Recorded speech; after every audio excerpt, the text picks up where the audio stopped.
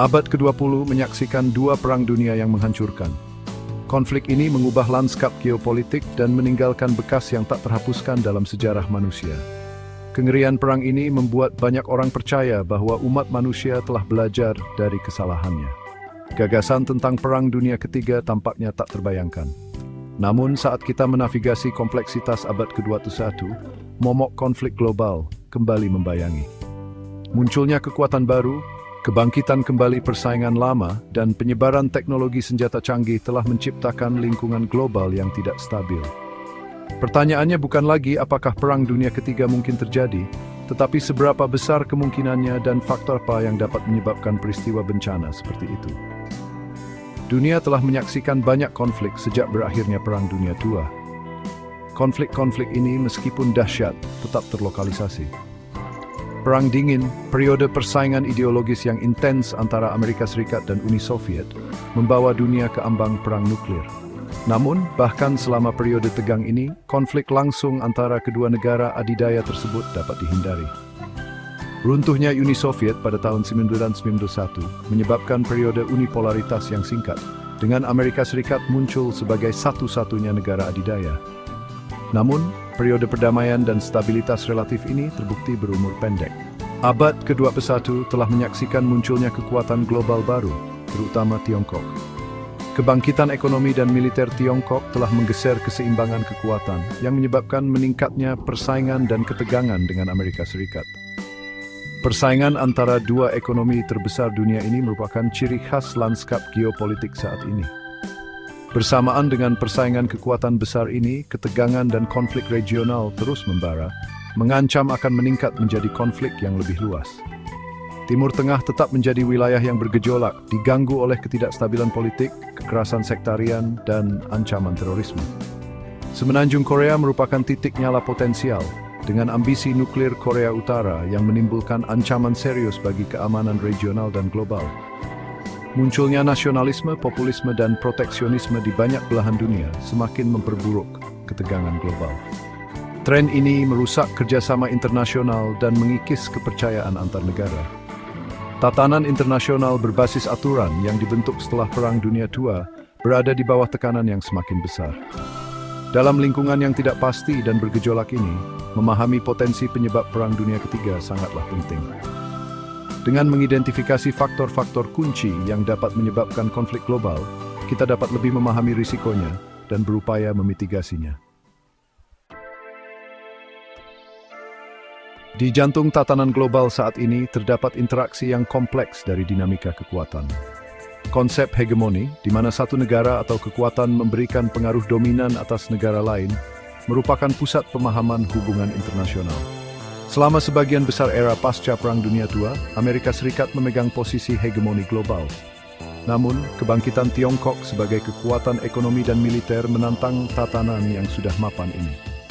Transisi kekuatan ini menciptakan titik-titik gesekan dan meningkatkan risiko salah perhitungan dan konflik. Ketegangan regional yang seringkali dipicu oleh keluhan historis, sengketa teritorial yang belum terselesaikan, atau perbedaan ideologis merupakan sumber utama ketidakstabilan lainnya di dunia saat ini. Konflik-konflik ini meskipun secara geografis terbatas, memiliki potensi untuk menarik kekuatan yang lebih besar dan meningkat menjadi konfrontasi yang lebih luas. Timur Tengah, misalnya, telah menjadi wilayah konflik yang terus-menerus, dengan perang, konflik proksi, dan terorisme yang mengganggu wilayah tersebut selama beberapa dekade. Perang Saudara Suriah yang sedang berlangsung, konflik Israel-Palestina, dan persaingan antara Arab Saudi dan Iran hanyalah beberapa contoh dari konflik yang kompleks dan saling terkait yang mendefinisikan wilayah tersebut. Wilayah Asia Pasifik merupakan wilayah lain dengan ketegangan yang meningkat.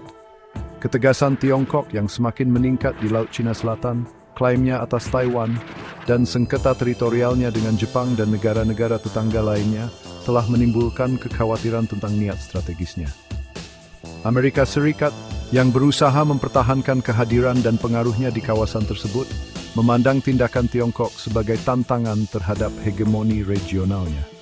Dinamika ini menciptakan dilema keamanan, di mana upaya masing-masing pihak untuk meningkatkan keamanannya sendiri dianggap mengancam oleh pihak lain, yang mengarah pada spiral eskalasi yang berbahaya.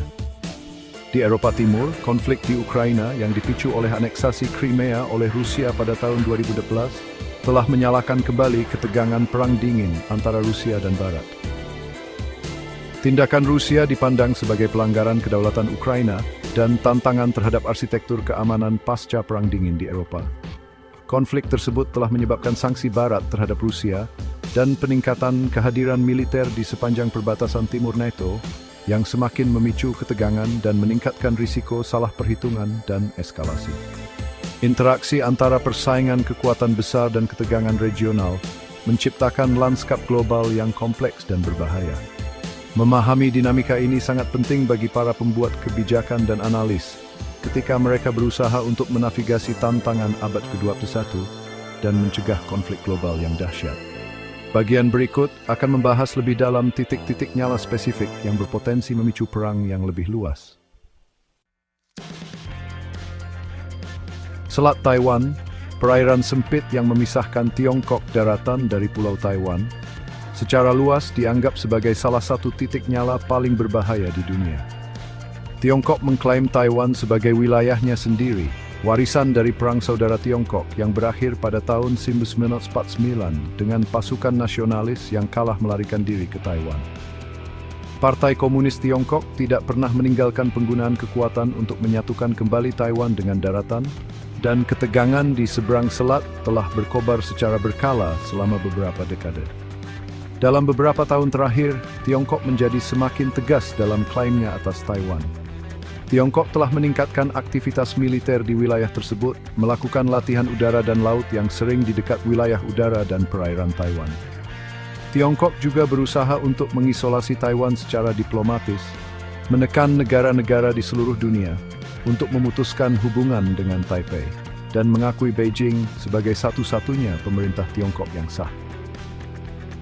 Tindakan ini telah menimbulkan kekhawatiran di Washington dan ibu kota lainnya bahwa Tiongkok mungkin sedang bersiap untuk menggunakan kekuatan militer terhadap Taiwan, baik untuk mencegahnya mendeklarasikan kemerdekaan secara resmi atau untuk mencapai penyatuan kembali dengan paksa. Amerika Serikat, meskipun secara resmi menganut kebijakan satu Tiongkok, memiliki komitmen jangka panjang terhadap keamanan Taiwan. Undang-Undang Hubungan Taiwan tahun 1979 mewajibkan AS untuk menyediakan sarana bagi Taiwan untuk mempertahankan diri, meskipun tidak secara eksplisit mewajibkan AS untuk campur tangan secara militer jika terjadi serangan Tiongkok. Namun, AS telah mempertahankan kebijakan ambiguitas strategis terkait tanggapannya terhadap invasi Tiongkok ke Taiwan, membiarkan kemungkinan intervensi militer tetap terbuka. Ambiguitas ini, meskipun dimaksudkan untuk mencegah Tiongkok dan Taiwan mengambil tindakan sepihak, juga menciptakan risiko salah perhitungan, karena masing-masing pihak dapat salah menilai niat dan garis merah pihak lain. Masalah Taiwan merupakan masalah yang kompleks dan sensitif, dengan dimensi historis, politik, dan emosional. Ini adalah kepentingan inti bagi Tiongkok yang memandang Taiwan sebagai bagian integral dari wilayahnya dan simbol peremajaan nasional. Bagi Amerika Serikat, Taiwan adalah mitra kunci di kawasan Asia Pasifik dan simbol komitmennya terhadap demokrasi dan kebebasan. Oleh karena itu, Selat Taiwan merupakan titik nyala potensial di mana persaingan kekuatan besar dapat dengan mudah meningkat menjadi konflik besar. Eropa Timur adalah wilayah yang penuh dengan ketegangan historis dan persaingan modern. Sejak aneksasi Crimea oleh Rusia pada tahun 2016, wilayah ini telah menjadi titik fokus ketegangan geopolitik. Konflik di Ukraina tidak hanya menyalakan kembali permusuhan era Perang Dingin, tetapi juga menggarisbawahi kerapuhan arsitektur keamanan Eropa. Tindakan Rusia di Ukraina dianggap oleh Barat sebagai tantangan langsung terhadap norma-norma internasional dan kedaulatan negara-negara. Hal ini menyebabkan serangkaian sanksi terhadap Rusia dan memperkuat kehadiran NATO di Eropa Timur. Meningkatnya aktivitas militer dan kehadiran pasukan dari kedua belah pihak dalam jarak dekat meningkatkan risiko eskalasi yang tidak disengaja atau disengaja. Negara-negara Baltik dengan populasi berbahasa Rusia yang signifikan dan lokasi strategis juga merupakan titik-titik yang memprihatinkan. Komitmen NATO untuk membela negara-negara anggotanya tak tergoyahkan, tetapi jaminan ini membawa risiko konfrontasi langsung dengan Rusia. Potensi salah perhitungan atau insiden yang tidak diinginkan dalam lingkungan yang tegang ini tidak dapat diabaikan. Di luar Ukraina dan Baltik, Balkan tetap menjadi wilayah keluhan historis dan ketegangan etnis. Meskipun perang tahun 1990-an telah berakhir, warisan konflik tersebut terus memengaruhi lanskap politik. Potensi kekerasan baru di wilayah ini, ditambah dengan pengaruh eksternal dari kekuatan besar, menambah lapisan kompleksitas lain pada situasi keamanan Eropa. Memahami dinamika Eropa Timur sangat penting untuk mengantisipasi titik-titik nyala potensial yang dapat menyebabkan konflik yang lebih luas. Interaksi antara perselisihan lokal, permusuhan historis, dan politik humustim besar gani di area fokus kritis bagi spamen yang perlu dengan perdamaian dan stabilitas global. Timur Tengah telah lama menjadi wilayah yang menarik minat geopolitik dan konflik yang intens. Dengan sejarahnya yang kaya, budaya yang beragam, dan sumber daya alam yang luas, wilayah ini telah menarik perhatian kekuatan global selama berabad-abad. Dari kerajaan kuno hingga negara bangsa modern, perebutan kendali dan pengaruh telah membentuk nasib wilayah ini. Penemuan minyak di awal abad ke-20 menambahkan dimensi baru pada konflik ini, menjadikan Timur Tengah pemain penting dalam ekonomi global. Saat ini, wilayah ini terus menghadapi banyak tantangan, termasuk ketidakstabilan politik, ketegangan agama, dan intervensi eksternal. Memahami kompleksitas Timur Tengah sangat penting untuk memahami dinamika konflik global yang lebih luas. Bayangkan dunia di mana hal yang tak terpikirkan menjadi kenyataan. Konflik yang dunia tampak jauh kini menyentuh sudut dunia. Besarnya kenyataan ini hampir terlalu besar untuk dipahami.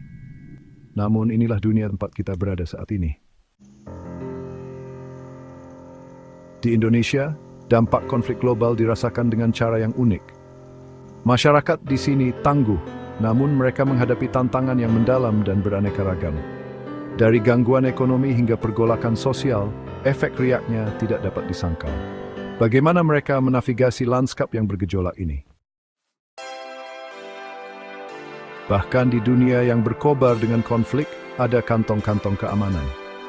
Tempat-tempat aman ini menawarkan secercah harapan dan kesempatan untuk beristirahat. Orang-orang mencari perlindungan, berjuang untuk membangun kembali kehidupan mereka di tengah kekacauan.